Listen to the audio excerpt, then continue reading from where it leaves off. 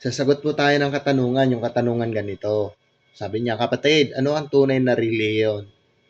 Ang tunay po na relihiyon, yung iglesia sa panganay.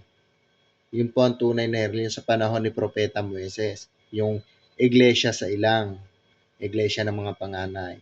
And then, dumating ang Panginoong Hesus Kristo, yung iglesia sa ilang, yung iglesia sa panganay, nasira po yun. Nung nasira, itinayo naman ng Panginoon sa pamagitan ng kanyang pangalan, ang iglesia.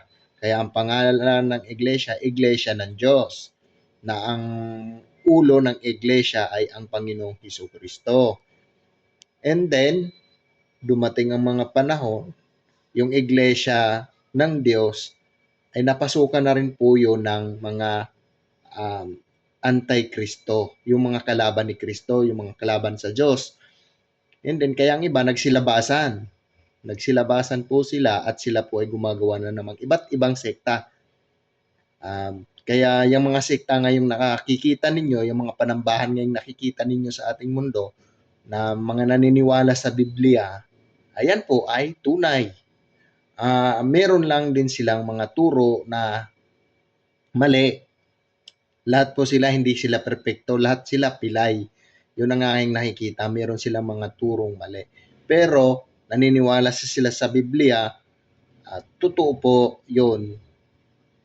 Yun po ang totoong iglesia. Yung mga naniniwala sa Biblia, naniniwala yung mga Kristiyano. Lahat ng mga Kristiyano, lahat ay naniniwala kay Kristo. Yan po ay totoo sa pamagitan ng Biblia.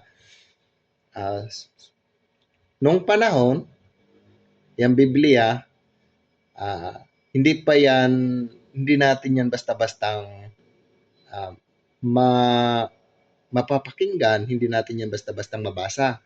Kasi nga, kailangan pa nating pumunta sa panambahan para lang makinig ng salita ng Diyos. By the way, ngayon, mapalad tayo kasi yung salita ng Diyos, kalat po yan sa buong mundo. Salita po ngayon ng Diyos, yan po ay nakasalin-salin na sa iba't ibang salita.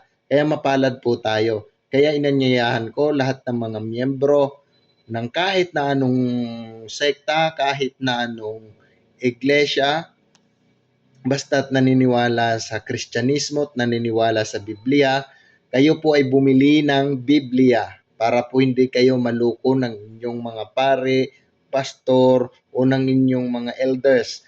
Kasi po, ang kalaban ni Kristo naandyan lang din sa inyong mga miyembro, naandyan lang din sa inyong mga tapat, naandyan lang din sa sulok. Kaya inanyayahan ko kayong bumili kayo ng Biblia para may babasa kayo. Meron kayong panangga sa mga anti-Kristo at meron po kayong panukat ng inyong buhay. Kasi ang Biblia panukat din po ng buhay.